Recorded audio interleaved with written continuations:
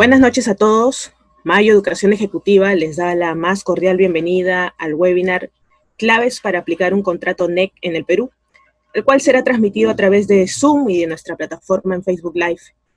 Mientras esperamos hasta que los demás participantes se conecten, les comento que Mayo Educación Ejecutiva, empresa que promueve una serie de programas y seminarios de capacitación continua relacionados a la administración de contratos y construction management, estará realizando el martes 14 y jueves 16 de julio el seminario online Aporte el enfoque colaborativo para la reactivación de proyectos de infraestructura de interés nacional, con la participación del abogado, árbitro y adjudicador Eric Franco.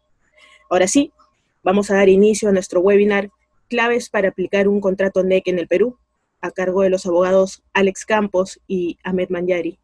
No olviden dejar sus preguntas en el chat para que nuestros especialistas los respondan al finalizar su ponencia. Sin más preámbulo, presentamos a Alex Campos, abogado de la Pontificia Universidad Católica del Perú, máster en la Universidad de Nueva York, expresidente de la Sociedad Peruana de Derecho de la Construcción, con más de 20 años de experiencia en la asesoría legal a clientes privados y públicos en desarrollo de proyectos de infraestructura y la solución de controversias mediante arbitraje y ADRs. Nos acompaña también Ahmed Manyari, abogado y máster en Derecho de la Empresa por la Pontificia Universidad Católica del Perú, bachiller en Educación por la Universidad Peruana Cayetano Heredia, miembro del Consejo de la Sociedad Peruana de Derecho de la Construcción, especialista en solución de controversias arbitrales nacionales e internacionales. Brinda asesoría legal a organizaciones en la negociación, celebración y ejecución de proyectos de infraestructura. Cuenta con experiencia en las áreas de Derecho Civil Patrimonial, Derecho Administrativo y Regulación. Ahora sí, procederé a darle la palabra a nuestros especialistas. Muchas gracias, Pamela. Gracias a Mayo Educación Ejecutiva por invitarnos a ese tema tan interesante. No solamente tan interesante, sino tan actual, ¿no? Vivimos el día de hoy en una encrucijada muy interesante. Nosotros creemos incluso que vivimos en relación a los proyectos de infraestructura, estamos viviendo un choque cultural, un choque entre dos culturas. Por un lado, tenemos una cultura confrontacional arraigada en la obra pública por más de 20 años, desde la ley 26850 del año 98, vivimos una cultura básicamente confrontacional. Y ahora tenemos, ¿no es cierto?, irrumpe en el Perú una cultura colaborativa. Y lo primero que hay que destacar es que existe un choque cultural ahí, y hay que reconocerlo, y partir por reconocerlo es el primer paso por entenderlo. ¿Cuál es el choque cultural? El choque cultural es que tenemos una legislación de obra pública que es básicamente confrontacional. ¿Por qué digo que es confrontacional? Porque revisen solamente cuántas veces está escrita en la ley la palabra caducidad, y no puede haber un concepto más confrontacional que la caducidad, ¿no? Si no haces tal cosa, pierdes tu derecho. Es una actitud, una frase, es un enfoque bien confrontacional. Pero ahora resulta que después de tantos años de esta cultura confrontacional, poco exitosa, dicho sea de paso, el hecho de que tengamos que cambiar la norma de contratación pública cada año y medio, revela, ¿no es cierto?, que no ha sido una experiencia muy exitosa. Resulta que en medio de esta cultura confrontacional surge un proyecto, o surge un conjunto de proyectos, que son los Panamericanos, que se lo ve como una experiencia exitosa. ¿Ok? Muchos me dirán, Alex, eso en realidad no es una experiencia exitosa de obra pública porque no se hizo bajo un régimen de obra pública, sino se hizo realmente bajo un régimen que más se parece a una obra privada. Sí, es correcto, es cierto, pero lo que se desarrolló finalmente fue en infraestructura pública. Entonces, veníamos de 20 años o más de una cultura confrontacional y de repente nos encontramos con esta experiencia exitosa colaborativa y todo el mundo vuelve su vista y dice, ups, ¿qué pasó? ¿Era posible ser una experiencia colaborativa exitosa en obra pública? Sí. Y ahora resulta, nosotros, que ya no solamente es esto, sino que nos enfrentamos al grandísimo desafío de reactivar los proyectos de infraestructura post la crisis del COVID-19. Y resulta que nos hemos dado cuenta que nos enfrentamos a algo que no nos ha pasado antes, que no sabemos cómo manejar y que si no lo hacemos en un entorno colaborativo, nuestras posibilidades de reactivar los proyectos se reducen. Entonces nos enfrentamos a un choque cultural, ¿no es cierto?, de dos culturas, de la cultura confrontacional y de la cultura colaborativa. ¿Por qué es un choque? Porque hay mucha gente que piensa y dice que es imposible tener un entorno colaborativo. Hay mucha gente que dice, oye, Alex, este entorno colaborativo es válido, pero solamente en megaproyectos. Cuando tengamos que pasar a los proyectos medianos y pequeños, no vamos a poder, no, sí, no podemos vivir desarrollando infraestructura pública con megaproyectos y no podemos vivir desarrollando infraestructura pública peruana con convenios de gobierno a gobierno. Sí, puede que tengan razón, puede que sea una visión válida, pero eso no impide que tengamos unas lecciones aprendidas y que analicemos y diagnostiquemos los desafíos para desarrollar infraestructura pública bajo un contrato colaborativo, bajo un entorno NEC, que es claramente un contrato colaborativo. De eso vamos a hablar el día de hoy con Ahmed. De estos desafíos, de estas características, de las características del colaborativo, de las características del contrato NEC y evidentemente los desafíos que tenemos de desarrollar toda esta cultura colaborativa, no solamente al megaproyecto, sino también a los proyectos medianos y pequeños. Entonces, lo que les planteamos con Ahmed es básicamente comenzar a analizar, primero, lecciones aprendidas.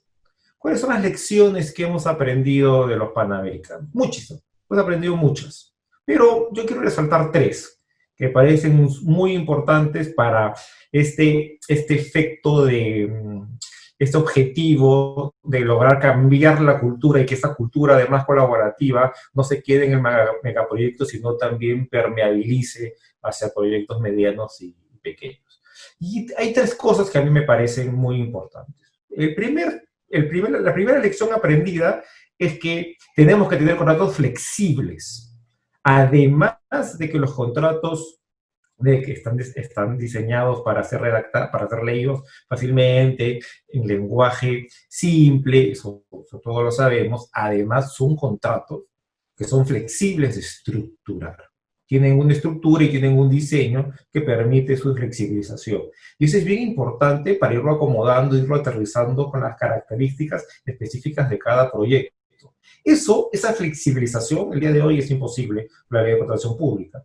Ustedes han visto, ¿no es cierto?, muchas veces que en la mayoría de ocasiones los contratos de obra pública tienen tienen modelos y contratos muy pequeños, muy cortos, 20 páginas o menos. ¿Por qué? Porque ya está todo listo, ya está todo dicho en la ley. Eso quiere decir que la ley es bien rígida. Y por lo tanto, uno de los problemas que existe desarrollar obra pública es que aterrizar el modelo contractual de la norma de contratación pública, que además es confrontacional a cada uno de los proyectos, es complicado. Entonces, la primera gran lección es que la flexibilidad del contrato es un valor al momento de desarrollar infraestructura en general, infraestructura pública en particular. A esto, ¿no es cierto?, hay que agregar que para darle incluso más flexibilidad existen mecanismos como los dispute boards y que además, ¿no es cierto?, hay un espíritu, después hablaremos bastante sobre este tema, hay un espíritu que promueve el espíritu de confianza. Básicamente lo que tenemos, además de este choque cultural de confrontación entre colaborativo y confrontacional, ocurre además en un escenario de crisis de desconfianza. Es decir, todos desconfiamos de todos y al final es muy difícil desarrollar un proyecto así. ¿Qué es lo contrario a la desconfianza? La colaboración. La colaboración genera confianza. Otro tema muy importante es que hemos aprendido de los proyectos de Juegos Panamericanos que desarrollar infraestructura pública en el Perú, no está divorciado de los buenos protocolos y las buenas prácticas de administración contractual. Es decir, que se puede hacer, ¿no es cierto?, se pueden seguir todos estos protocolos, todas estas buenas prácticas en un contrato de obra pública, que no son incoherentes. ¿Ok? Evidentemente, se requiere desarrollar una cultura, ¿no? Esta cultura para desarrollar en estos proyectos de infraestructura pública en entorno colaborativo, ¿cuáles son? Primero, y han sido drivers en los Juegos Panamericanos, ¿no? Primero, el Value for Money and Fitness for Purpose. Es decir, cuando yo tengo que desarrollar la infraestructura teniendo en mente el valor por el dinero, que no significa hacerlo más barato, sino lo que a determinado precio me produce mayor eficiencia y eficacia, y que además debo cumplir con el Fitness for Purpose. ¿Qué significa el Fitness for Purpose? Significa no otra cosa que siempre debo pensar que si lo que estoy haciendo cumple con el objetivo de la infraestructura pública. Un segundo elemento muy importante en los Juegos Panamericanos, y es súper importante en el tema de desarrollar la cultura colaborativa, es que yo no solamente tengo que tener una cultura colaborativa, sino que tengo que transmitirla. Es decir, tiene que haber una transferencia de know-how. Tiene que haber una transferencia de prácticas de administración contractual colaborativa, y eso tiene que permear. Se tiene que generar una casta de administradores contractuales por parte del Estado que tengan un espíritu colaborativo, porque si no, no podemos trasladar las prácticas buenas de los proyectos importantes, de los megaproyectos, a los proyectos medianos y a los proyectos pequeños. Está de más decir, ya está súper, creo que analizado, el valor del PMO y del BIM. ¿Por qué el PMO? Porque evidentemente uno de los grandes desafíos de desarrollar infraestructura pública es el tema de la integración. ¿De acuerdo? El tema de la integración, ¿cómo lo hace el Estado peruano el día de hoy de acuerdo al régimen de contratación pública? Lo hace en el método clásico, ¿no? Primero hacemos el estudio de prefactibilidad, factibilidad, el expediente técnico, cada uno con un prestador diferente, ¿no es cierto? Y ahí hacemos la construcción, y si hay operación y mantenimiento, de ahí hacemos la operación y mantenimiento. No es un proceso integrado. Entonces necesitamos un PMO que nos ayude a integrar. Por ejemplo, hacer un fast track. Se ha intentado, evidentemente, en el Perú modelos de integración, por ejemplo, el concurso oferta, pero todos sabemos que la verdad no fue nada bien con los concursos oferta. ¿Por qué? Porque no había esa experiencia, esa expertise del PMO, de quien integre los diferentes componentes del proyecto. Y el valor del BIM está ya súper analizado, creo que todos lo conocemos bien.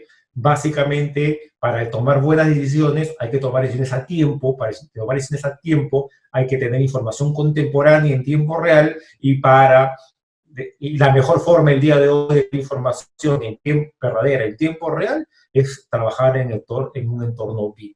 Eso está absolutamente claro, es una lección aprendida, pero hay que decirlo. No es el BIM por el BIM, sino es las herramientas que te da el BIM, la información que te da para tomar decisiones en tiempo real. ¿Ok? Y una tercera lección aprendida para nosotros del tema de los Panamericanos es que debemos desmitificar el tema del expediente técnico. ¿Ok? Es posible, ¿no es cierto?, manejar el presupuesto, el tiempo y además la confianza de tal forma que vamos a tener un proyecto exitoso. Mucha gente podrá decir, no, Alex, ¿por qué? Porque como tenemos malos expedientes técnicos, comienzan a generarse más costos, se comienza a generar la desconfianza, todos desconfiamos de todos, al final no se apoya absolutamente nada y el proyecto fracasa. ¿Ok? Sí, pero también es cierto que no podemos decir que simplemente el problema es el expediente técnico. De hecho, ¿no es cierto? Como ustedes saben, los proyectos de los Juegos Panamericanos se hizo sobre PIPs que estaban, la verdad, algo crudos, no eran PIPs ni siquiera muy maduros, además eran proyectos de inversión pública. No dudo y no niego que hubo un desafío muy, muy especial en adoptar esos PIPs a lo que finalmente cómo se desarrolló la infraestructura, pero sí debemos desmitificar el problema de que, oye, tenemos malos expedientes técnicos, estamos destinados al fracaso. No, se puede hacer fast track, pero se tiene que tener una cultura colaborativa también para hacer fast track. El problema sí es tener un mal expediente técnico en un entorno confrontacional. ese problema del pecado original, una vez que ya el problema está ahí, como hay una cultura confrontacional, nunca lo resolvemos y termina fracasando el proyecto. Pero trabajar con un expediente técnico, corregir un expediente técnico o incluso comenzar una obra sin expediente técnico, haciendo fast track, es totalmente posible en un entorno colaborativo de infraestructura pública, y eso es una lección aprendida de los Juegos Panamericanos. Le cedo la palabra, por favor, a Ahmed, quien nos va un poco comentar cuáles son las herramientas que tienen los contratos NEC para lograr este entorno colaborativo. Muchas gracias, Alex. Buenas noches con todos y muy agradecido con Mayo y con todos por la oportunidad de participar en este evento para compartir algunas de las ideas y experiencias que hemos ido recopilando en el equipo durante este tiempo.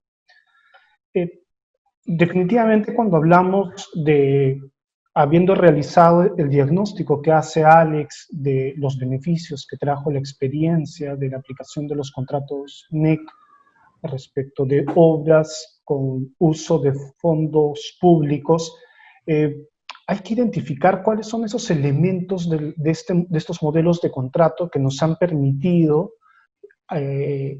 lograr con éxito muchos de los proyectos que se han ido planteando en el contexto de los Panamericanos.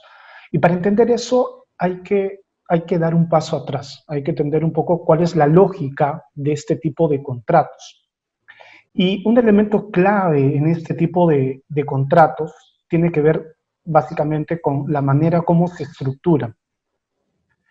Y como lo pueden ver en pantalla, la manera como se arma el contrato específico es como armar un rompecabezas en donde hay niveles, como armar un Lego.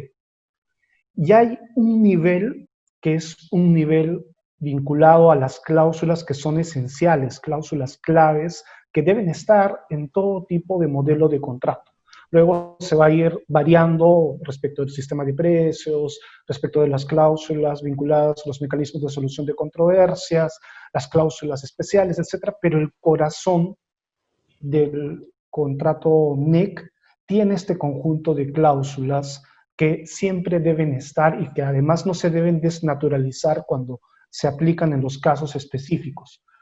Y en este caso concreto queremos compartir tres figuras que creemos que son claves. La primera tiene que ver con la gestión de los riesgos.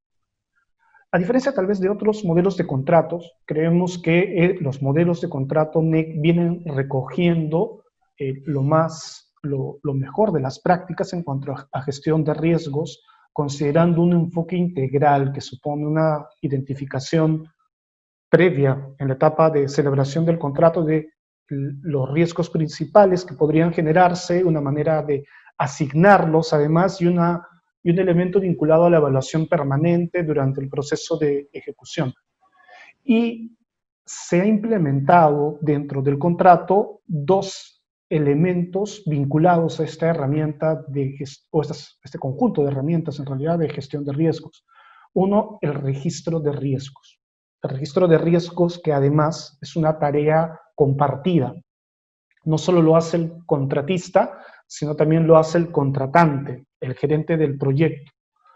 Vinculado a eso está la obligación que tienen las partes de participar de manera activa en las reuniones de reducción de riesgos. Esta es parte de todo este sistema de gestión de riesgos.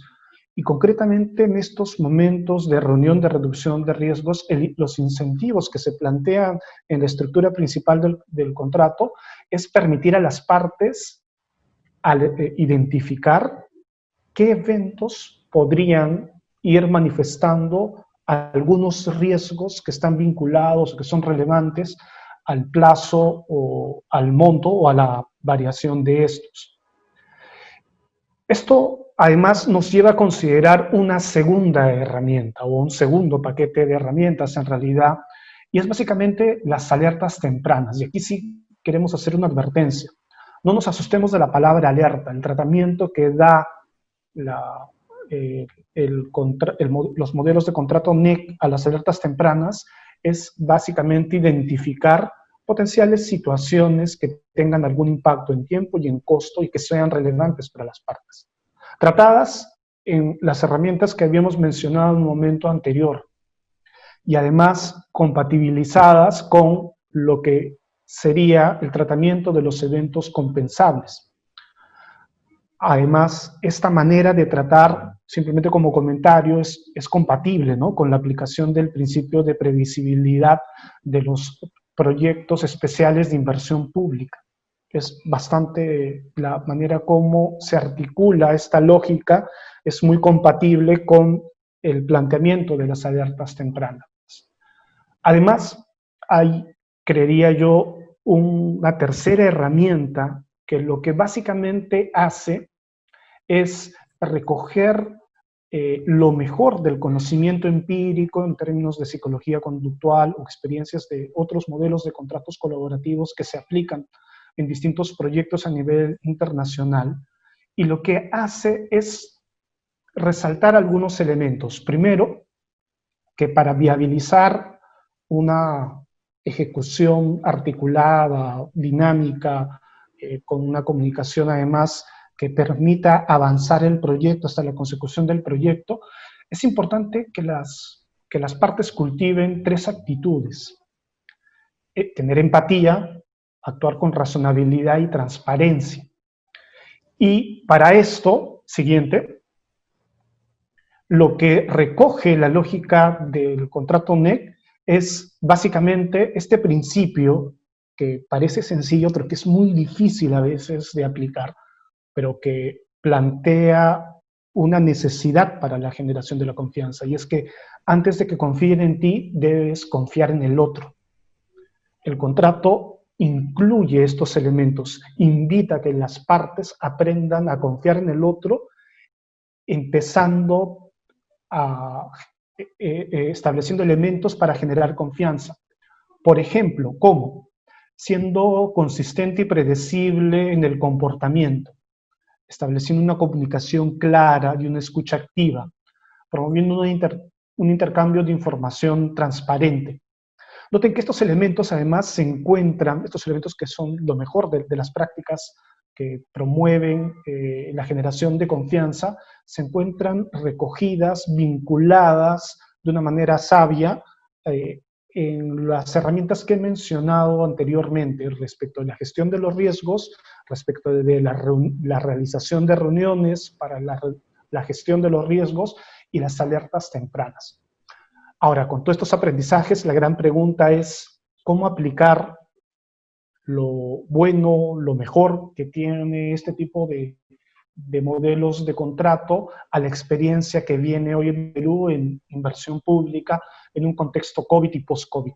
Y Alex nos va a comentar algo más respecto de eso. Gracias, Ahmed. Mira, ¿qué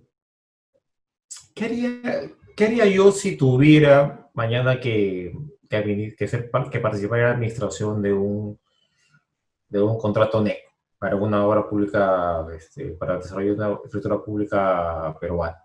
¿Qué es lo que yo haría? Bueno, muchas cosas, pero comenzaría por tres cosas, ¿no? Como idea previa, hay que desaprender para aprender, ¿no? La verdad es que llevamos una cultura de veintitantos años que es tan confrontacional desde la ley 26850, que lo primero que tendríamos que hacer para entender, para aproximarnos al enfoque colaborativo de un contrato como NECO o otro colaborativo, es quitarnos un montón de ideas preconcebidas que están en la norma y que están repetidas por más de 20 años y que a veces de tanto repetirlas, las hemos asumido como buenas prácticas de administración contractual, cuando en realidad no es el caso. Y el día de hoy, siendo año 2020, yo creo que esa idea de plantearse, de desaprender para aprender, de resetear los paradigmas, creo que es más válida que en ningún otro momento de la infraestructura pública. Pero no, porque si no lo hacemos, no vamos a poder reactivar. ¿Por dónde comenzaría yo? ¿Por dónde comenzaría yo? Primero hay que generar una, una, hay que generar, ¿no es cierto?, una cultura a todo la extensión del proyecto y fuera del proyecto, hacia arriba y hacia abajo, de cultura colaborativa. ¿Ok? Y hay que primero entender de que lo que tenemos que cambiar es eso, la cultura. Es tan importante cambiar la cultura que no lo vamos a poder aplicar hacia proyectos medianos y pequeños si es que no cambiamos realmente la cultura colaborativa. Si no agarramos ese chip colaborativo, no lo vamos a poder hacer. Y esto es súper importante. ¿Por qué? Porque si bien los megaproyectos son importantes, hay muchos proyectos mucho más pequeños, pequeñas obras o medianas obras, que tienen un impacto social mucho más grande. Es decir, muchas veces los ciclos de megaproyectos son tan largos que no terminan de satisfacer muchas de las expectativas de la población. Y por lo tanto no podemos ir de megaproyecto en megaproyecto. Tenemos que hacer que chorree la cultura colaborativa hacia los proyectos medianos y pequeños. Y eso no es tan difícil de hacer en realidad. De hecho, si uno va al contrato NEC, el contrato NEC comienza con esta cláusula que dice básicamente, ¿no es cierto?, que ambas partes se comprometen a actuar en espíritu de confianza y cooperación mutua. Qué importante, ¿no? Vivimos en una crisis de desconfianza, digamos, y lo primero que tenemos es un contrato que eleva estándar contractual, confiar. Miren el cambio radical del paradigma. Y eleva a rango contractual la cooperación. De hecho, esta cláusula es desarrollada en los contratos para los Juegos Panamericanos. En esta otra cláusula, esta otra cosa que está añadida, es un desarrollo de la cláusula anterior. Esta está en el contrato para el desarrollo del Complejo Deportivo Andrés Avelino Cáceres, y que desarrolla el proyecto y que desarrolla el criterio. O sea, no solamente dice, sino desarrolla lo que es espíritu de confianza y cooperación. El espíritu de confianza y cooperación mutua se definen como las acciones de transparencia, apertura, honestidad y oportunidad que se deben las partes para alcanzar el objeto de la obra, de acuerdo con la ficha de información de obras, que en el lenguaje NEC es el alcance contractual. Y tiene todo un desarrollo, y miren cómo termina esta cláusula. Esta cláusula termina diciendo, las partes deberán evitar la cultura de culpar a la otra parte en favor de practicar la búsqueda de soluciones de las incidencias durante la vigencia del contrato. Y esto de acá está súper atado a un concepto que vamos a comentar posteriormente, que es la espiral del conflicto. Pero me quiero quedar con la idea ahora de, oye, qué importante es tomar medidas oportunas en lugar de comenzar a pensar que la culpa es de la otra parte. ¿Ok? Como veremos a continuación, ¿ok?, esta filosofía, ¿no es cierto?, colaborativa, y esta filosofía de desarrollar una cultura colaborativa está pensado en, ¿no es cierto?, un contrato que sea fácil de usar, está pensado en evitar frases jurídicas. Si los contratos los van a desarrollar, lo van a redactar abogados, la verdad es que lo mejor es que parezca que no han sido redactados por abogados. Evitar frases subjetivas, establecer razones para tomar decisión, asignar riesgos claramente. Al final de lo que estamos hablando es un concepto bien sencillo, de quién hace qué, cuándo y cómo se hace. Y eso que se hace es discrecional o es mandatorio. ¿Okay? Esa es una guía. Si uno tiene respuestas a esas preguntas, el contrato es colaborativo. ¿Okay? Eso lo hemos sacado de una guía de aplicación del NEC 3 de Malcolm Robertson. Pero fíjense, estábamos hablando hace un momento de cómo generar confianza, ¿ya? Y es importante generar confianza, no solamente porque la confianza es un valor en sí mismo, sino que la confianza evita algo que se llama la espiral del conflicto. ¿Qué es la espiral del conflicto? Y cómo se desarrolla en confianza y en desconfianza. ¿Cómo es una espiral de conflicto en desconfianza? Ocurre un evento, ese evento impacta, tiene un impacto de costo y plazo, y por lo tanto el contratista hace una notificación. Notifico que hay un evento que tiene un impacto en la obra. Como hay una cultura de desconfianza y una cultura confrontacional, evidentemente la reacción del propietario es la negación. Es decir, no. No hay impacto, no me consta, no está demostrado, no. ¿Ok? Como la cultura no es colaborativa, sino confrontacional, en una cultura colaborativa lo que hubiera ocurrido es, ¿no es cierto? El propietario le hubiera dicho, ok, dejemos la discusión de quién es, a quién se le ha asignado este riesgo, de quién es el responsable, dejemos la discusión de culpar al otro, ¿no es cierto?, por una pregunta previa. Y la pregunta previa es cómo mitigamos. Porque si mitigamos, mitigamos para el proyecto y mitigamos para los dos. Independientemente de quién sea culpable, la mitigación le conviene al proyecto. En vez de negar, en vez de confrontar. Entonces, si las partes, en lugar de buscar la implementación de medidas de mitigación, podrá ser posible, ojo, que la medida de mitigación sea más barata, sea más eficiente, esté más disponible de una parte que incluso se considera no responsable del impacto.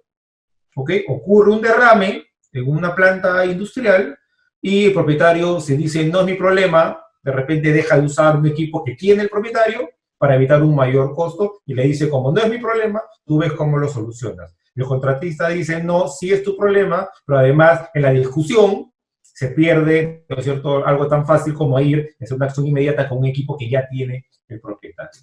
Entonces, como mientras más tiempo pase, ese costo, ese impacto aumenta. Entonces, cuando el contratista pasa de la notificación al claim, ese claim ya viene reloaded. Es decir, como ha pasado más tiempo, no se ha mitigado, es un mayor costo, ¿no es cierto? Ya no es el reclamo original, sino es un reclamo reloaded, un reclamo aumentado. ¿Qué ocurre, no es cierto, con el reclamo reloaded? Es que si negaron, porque hay desconfianza, ahí negaron el impacto adicional, con mayor razón van a negar el reload. Y ese reloaded, ¿no es cierto?, va a entrar en un conflicto, ¿no es cierto?, que va a enfrentar a las partes, con lo cual la confianza, la poca confianza que quedaba, se va a destruir.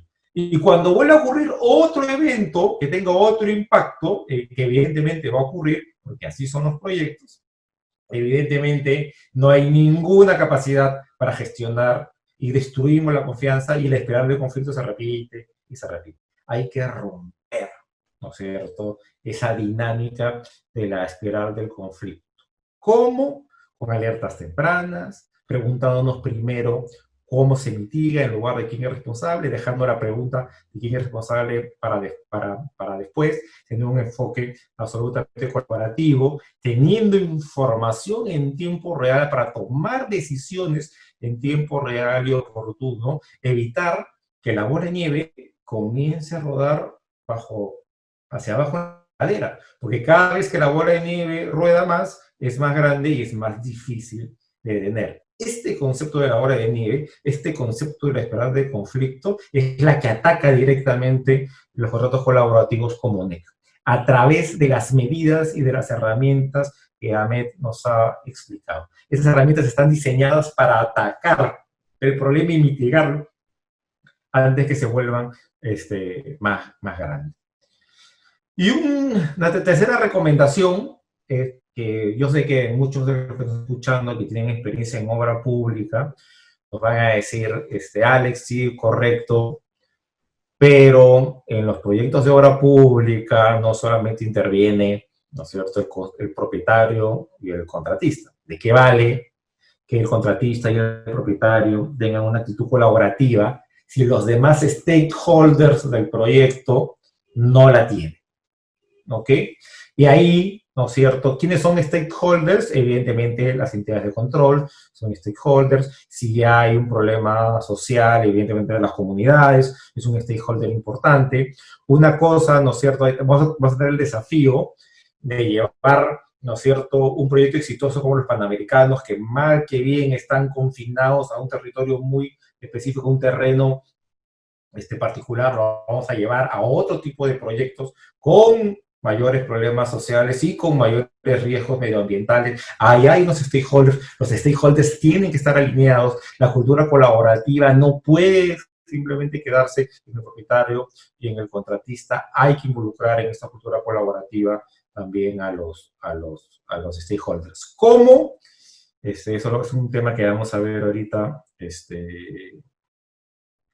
en un momento. Está absolutamente claro que no podemos desarrollar toda la infraestructura pública que el país necesita con convenios gobierno a gobierno. Eso está clarísimo. Si no desarrollamos una cultura colaborativa por nosotros mismos, ¿cierto? Y ahí voy a una pregunta que nos hicieron en el chat. ¿Es posible hacer un contrato NEC bajo la ley de contratación pública peruana? Pues evidentemente no es posible porque son dos formatos que simplemente no hacen clic. ¿Ok? Pero hay una pregunta bien interesante que está incluso antes que esa. Yo podría hacer un contrato colaborativo, no el NEC, pero un contrato de formato colaborativo, ¿no es cierto? Es decir, volver el contrato de obra pública que está en la ley y que se repite, ¿no es cierto?, en los contratos, volverlo colaborativo, o al menos mínimamente colaborativo. Colaborativo, yo creo que sí. Y después vamos a desarrollar un poco ese concepto. Otro elemento que nos parece interesante considerar, otros elementos que nos parece interesante considerar y que tienen que ver básicamente con la discusión que la comunidad de derecho de la construcción en el Perú ha tenido en los últimos meses a raíz de la experiencia de esta aplicación en los proyectos panamericanos, es básicamente cuáles son los principales problemas en la línea de lo que comentaba Alex para su aplicación de manera generalizada en el Perú, en función de las experiencias que hemos tenido. Y hay dos elementos que son problemáticos y que es importante considerar y hay que tener mucho ojo para su aplicación en lo que viene.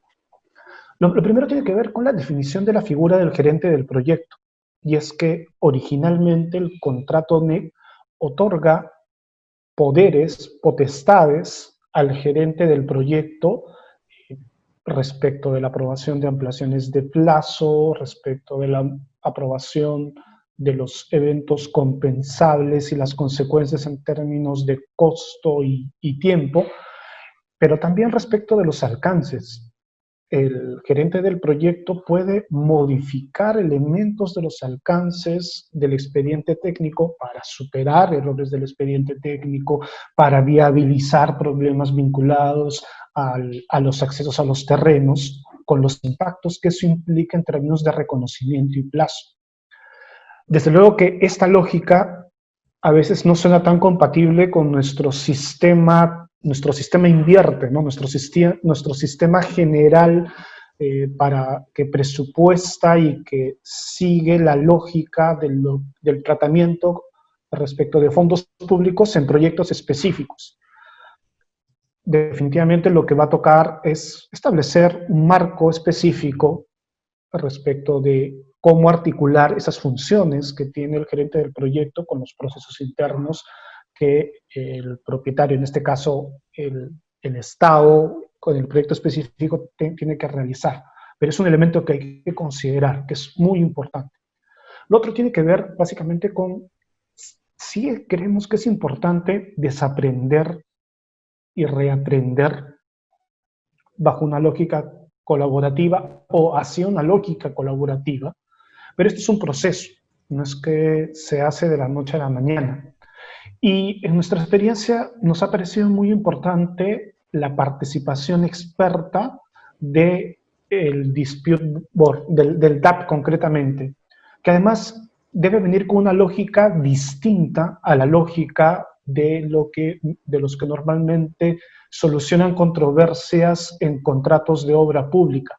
Deben venir también con una actitud colaborativa, con una actitud de identificar en dónde están las dificultades para lograr acuerdos y en base a la experiencia de estas mesas de expertos que creo que el hecho de que en su mayoría sean ingenieros y además ingenieros que tengan experiencias de proyectos en todas partes del mundo con distintos tipos de stakeholders y de tiempos y de dinámicas, ayuda mucho para que los actores de parte del contratista, de parte del gerente del proyecto, puedan viabilizar finalmente hacia la consecución de lo que se necesita. Y también bajo esa lógica, una de las preguntas que me parece muy interesante es, claro, ¿cómo se articula o cómo se trata los riesgos en este contrato? Y yo diría que a 3 niveles. Un primer nivel, que es básicamente algo que uno puede encontrar en varios modelos internacionales, es que hay un bloque específico de cláusulas que establecen el tratamiento de los riesgos. El bloque 8 de estas cláusulas que son corazón. Pero no solo eso, de algún modo articula el tratamiento de los riesgos de manera transversal con otras cláusulas. Y además establece de manera clara una asignación de los riesgos. Pero no solo eso. En las reuniones y respecto de los registros de riesgos, hay una obligación continua para que las partes vayan actualizando el tratamiento de los riesgos, considerando las asignaciones establecidas, pero identificando cómo se puede ir mitigando en el proceso los riesgos que aparecen. Y aquí ambas partes tienen la obligación. Y eso me parece lo nuevo respecto de otros modelos de contrato. Considerando estos elementos que son críticos y sin perjuicio de que vamos a atender las preguntas, sí nos parece importante enfocar nuevamente, que es un poco el alcance de esta presentación con Alex, qué es lo que nosotros queremos ofrecer y Alex, a modo de conclusión de lo que hemos presentado, quiere compartir con ustedes. Gracias, Ahmed. Mira, he estado leyendo y respondiendo en la medida de lo que he podido las súper interesantes preguntas que hemos estado compartiendo en el chat. Un poco a manera de conclusión y sin perjuicio de abundar en la sección de preguntas y respuestas, alguno de estos temas tan importantes y creo que hemos identificado rápidamente con los participantes de este webinar, dónde están los problemas neurálgicos. Creo que todos han sido mencionados de una u otra forma en el chat. Pero vamos llegando a algunas conclusiones y de ahí dejamos algunos temas para desarrollar en las preguntas y respuestas, ¿no? ¿Qué es lo que tenemos el día de hoy? En resumen, ¿no es cierto? Tenemos una cultura de desconfianza que lleva prácticamente 20 años. Tenemos una experiencia colaborativa exitosa y tenemos un reto no enorme, gigantesco, post-COVID-19 para reactivar los proyectos que cada día son más necesarios. ¿Okay? ¿Cómo alineamos esto? ¿Okay?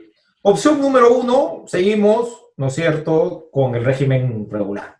Seguimos con el régimen de relación pública, regular, confrontacional. Que cambiamos cada año y medio, ¿no es cierto?, no precisamente porque sea exitoso. ¿Ok? Opción 1, esa yo la descarto. ¿Ok? Opción número 2, abrazamos, ¿no es cierto?, un contrato colaborativo a través de una plataforma gobierno a gobierno. Perfecto, sí, muy bien. Es una forma muy inteligente de iniciar una cultura colaborativa. Pero evidentemente no podemos reemplazar todo el régimen de contratación pública, todo el régimen de infraestructura pública, no lo podemos reemplazar con convenios de gobierno a gobierno. Tenemos que desarrollar nosotros rápidamente, muy rápidamente, una cultura colaborativa. La cultura colaborativa de la cual estamos hablando resuelve un montón, por no decirlo casi todos, los problemas que han estado detectando quienes han ido consultándonos en el chat. La cultura colaborativa los resuelve.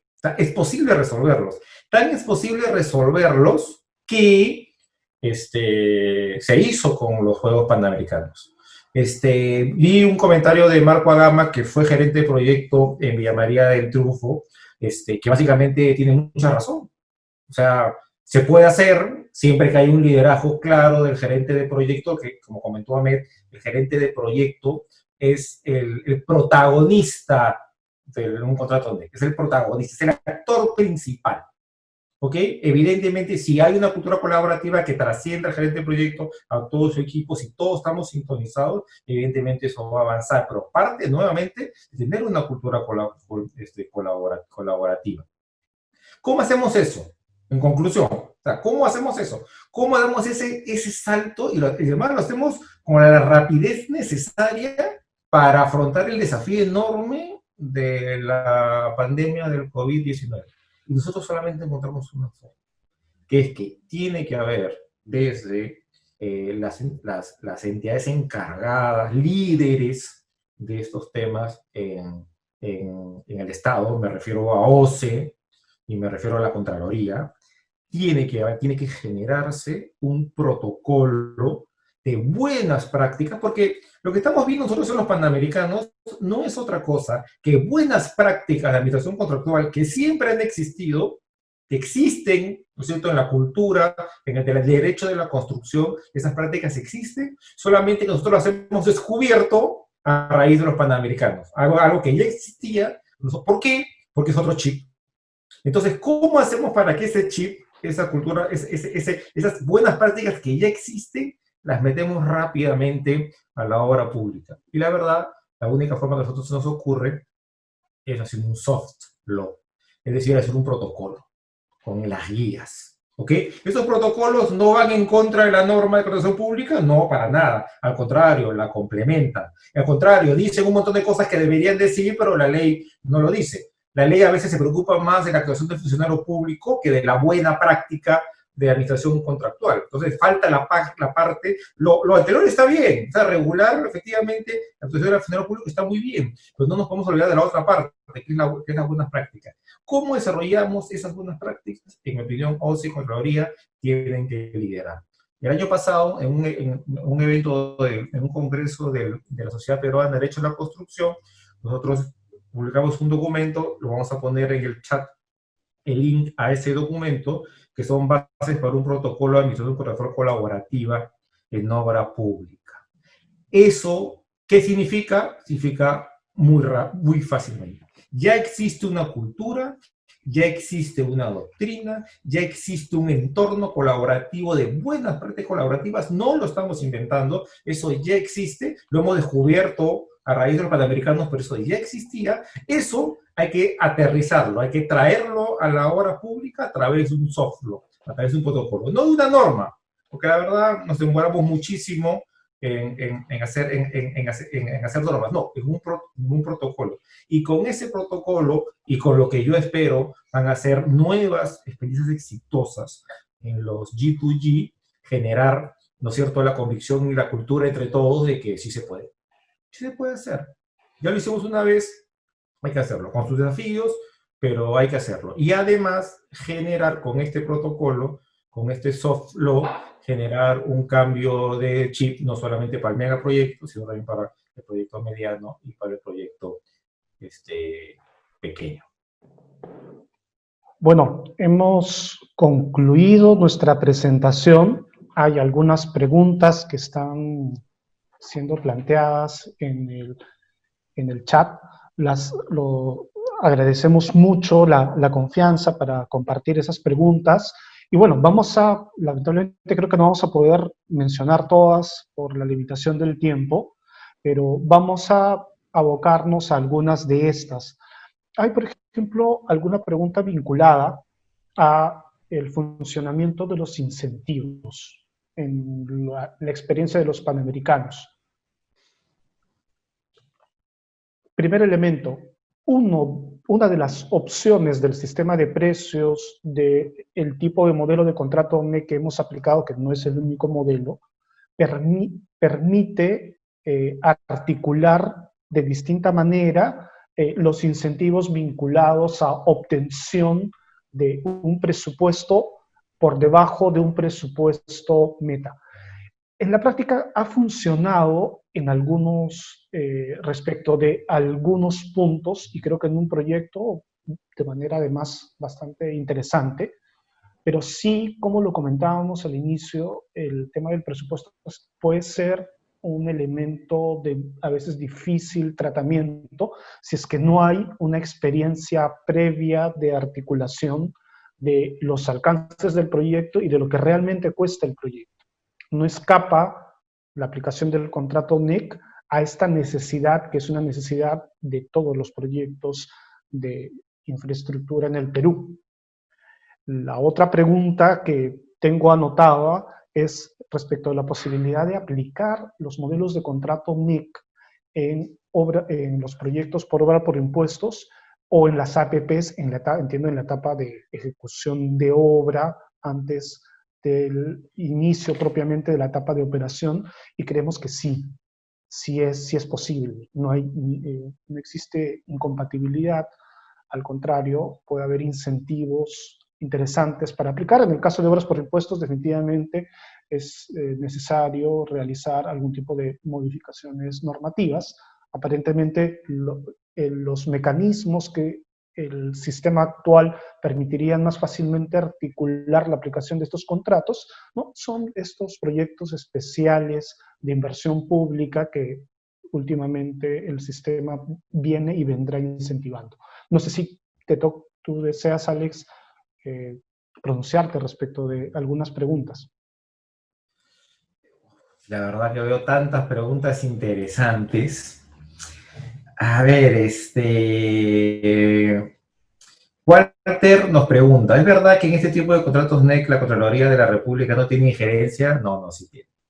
Todo gasto público que hay que desarrollar en algunos casos, evidentemente, el marco legal específico para la intervención, si es concurrente, post, previa, sí, pero la verdad es que la Contraloría sí tiene competencia en todo gasto público. Y además, es saludable que la tenga, ¿ok?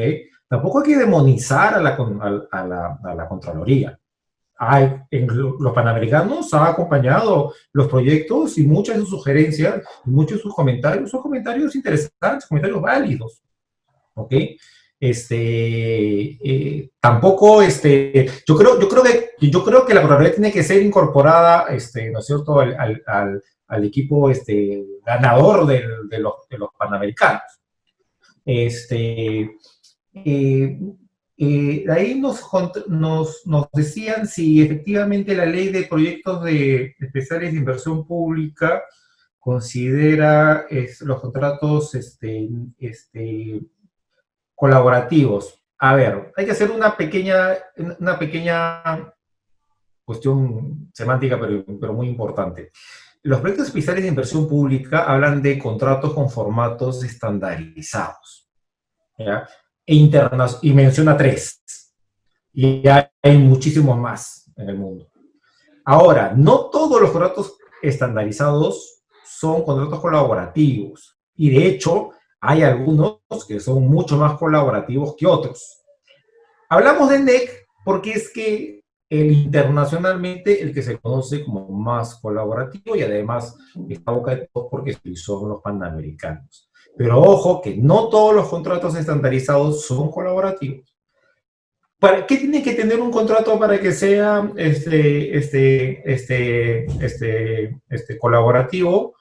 Tiene que tener herramientas de actuación temprana para detectar, mitigar riesgos y tiene que posponer la discusión de quién es responsable en favor de cómo mitigamos el impacto. Los riesgos existen, los riesgos van a ocurrir, los riesgos que ocurran van a tener impactos. La gran diferencia de uno colaborativo de uno no colaborativo es cómo manejamos el impacto y rápidamente. Si hacemos el avestruz de que el problema no existe y lo tiramos a un arbitraje, y yo sé de paso, ¿no es cierto?, el problema con los arbitrajes es que rara vez los arbitrajes salvan los proyectos. Hay un montón de arbitrajes que entierran proyectos, que son arbitrajes simplemente velorio, es a discutir por qué murió el proyecto. Rara vez un arbitraje, hay alguno, pero rara vez un arbitraje ha salvado un proyecto. El problema es que normalmente la estrategia de negar el problema, generar espiral de conflicto, vamos a un arbitraje, pero el proyecto no se salva. Eso no es una cultura colaborativa, es una cultura confrontacional. Como les digo, hay muchos modelos. El NEC es el más conocido por ser un contrato colaborativo. Primero, además, por el lenguaje como está redactado, ¿no? está redactado en un lenguaje más bien sencillo, y por eso es el más conocido. Pero para tomar un contrato y considerarlo colaborativo, habría que analizarlo en su ADN, ¿no? No todo contrato, si hace una prueba de ADN a los contratos estandarizados, no todos pasarían el examen de colaborativo. Ojo con eso.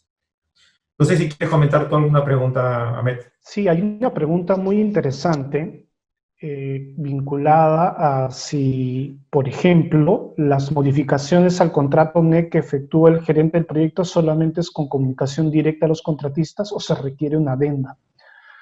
Eso es bastante usual en algunos modelos de contratos internacionales en cuanto a la fórmula. Y la fórmula es que, en estricto, la fórmula original no es que se requiere una adenda.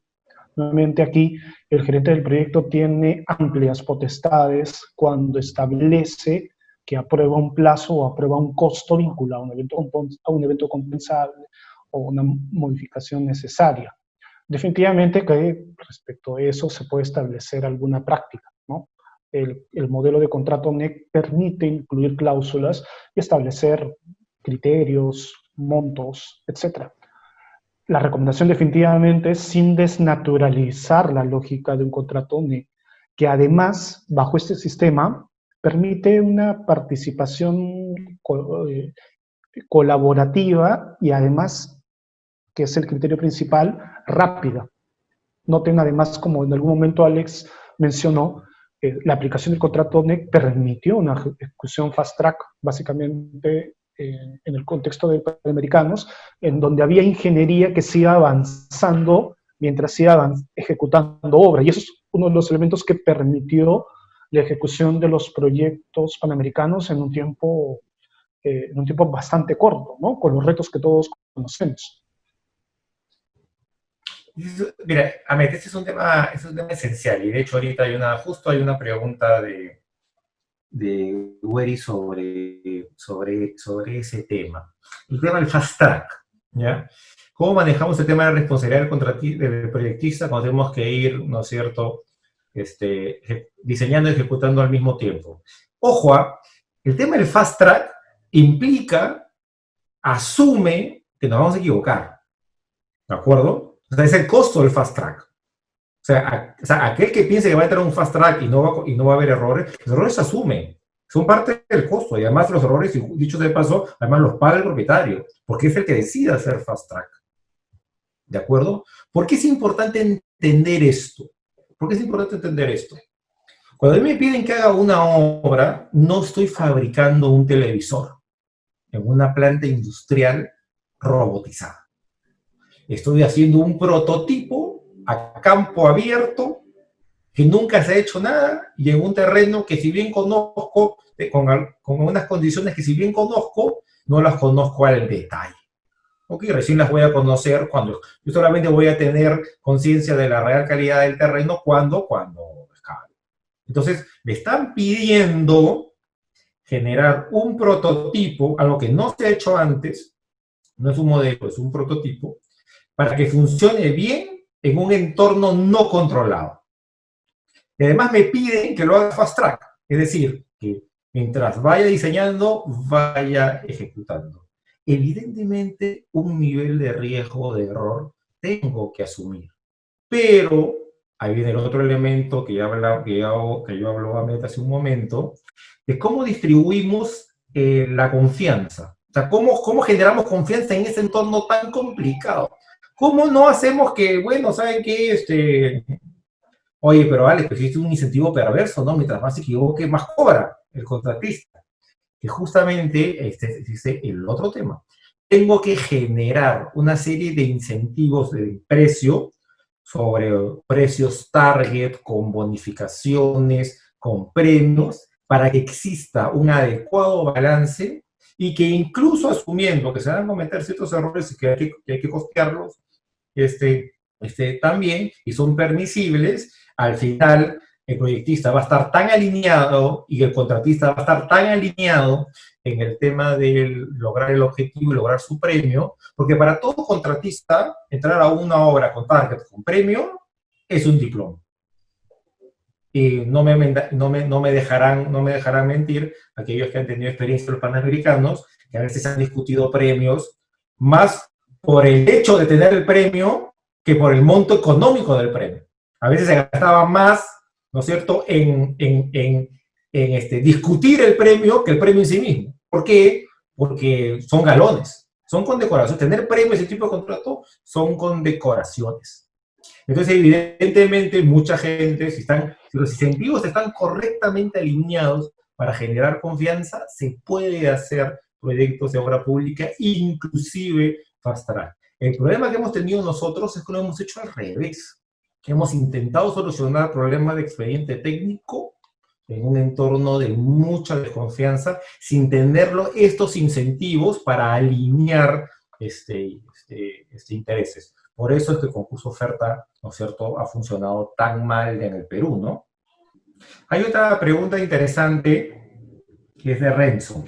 Dice, entiendo que los eventos compensables nunca pueden modificar la fecha de término final de la obra, pero ¿qué sucede en aquellos casos en los que para culminar la obra se requiere una actuación previa del propietario?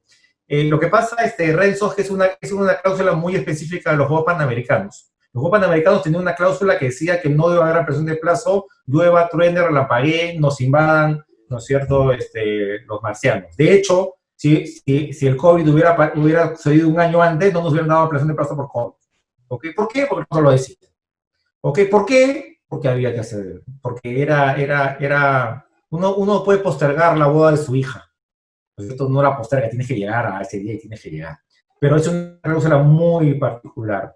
Y como Marco Agama no me dejará mentir, generó varias noches de insomnio. Bueno, creo que hemos estado comentando, discutiendo, y ustedes notarán que hay varios elementos, hay mucho que discutir, pero sobre todo mucho que aprender respecto de la lógica de los contratos NEC. Nosotros en CAI estamos con mucha disposición para seguir discutiendo, compartiendo ideas. Se va a compartir esta presentación también. Y entre los mensajes van a encontrar también un correo de CAI. Pueden enviar sus preguntas. Lamentamos no responder a cada una de las preguntas. A veces este formato lo que hace es limitar los tiempos, considerando además las necesidades que todos tenemos para hacer otro tipo de actividades. Entonces, cualquier persona que quiera hacernos más preguntas puede hacerlo al correo que estamos compartiendo. Y de parte mía, les agradecemos mucho. Te pido, Alex, a modo de cierre, unas palabras finales. Nos podemos quedar en la desconfianza, ¿ok? Y siento efectivamente las preguntas de muchas preguntas del chat, la desconfianza de todos contra todos. ¿Nos podemos quedar en la desconfianza? Sí, pero la verdad, la infraestructura pública que el Perú necesita, en desconfianza no la vamos a lograr. Tenemos un régimen que está basado en la desconfianza y que es confrontacional, y la verdad que muchos éxitos estamos teniendo. ¿Ok? Yo creo que hay que abrazar la cultura colaborativa, hay que desaprender para aprender, y evidentemente las entidades que deben liderar esto deben partir del Estado, pero yo creo que mientras más vayamos sumando experiencias exitosas, contratos colaborativos, NEC u otro contrato colaborativo, más fácil será tomar ese liderazgo y hacer, ¿no es cierto?, una cultura que, como hemos dicho hace un momento, no es otra cosa que tomar las buenas prácticas de la administración contractual que ya existen y aterrizarlas en obra pública. ¿Se puede hacer? Sí, se puede hacer. ¿No es fácil hacer? No es fácil hacer. Pero se puede hacer. Les quiero dejar con ese... Estamos totalmente conscientes del desafío, del enorme desafío de hacerlo. Pero les quiero dejar finalmente con el mensaje de positivo, optimista, de que nosotros creemos de que se puede hacer. Bien, agradecemos a nuestros dos especialistas por esta excelente presentación, así como también a todos nuestros participantes por su tiempo y por formar parte de un nuevo webinar. Al finalizar la transmisión les estará llegando una encuesta que nos permitirá a nosotros brindarles cada vez un mejor servicio. Recordamos que esta sesión, así como los webinars pasados, los podrán encontrar en nuestro canal de YouTube Mayo Educación Ejecutiva, como Mayo ED Podcast en Spotify. No se olviden de seguirnos en nuestras diversas redes sociales, donde estaremos dando a conocer más información sobre el sector, así como también en nuestro próximo seminario online, Aporte del enfoque colaborativo para la reactivación de proyectos de infraestructura de interés nacional, que inicia el 14 de julio. Mayo Educación Ejecutiva les agradece su participación. Buenas noches.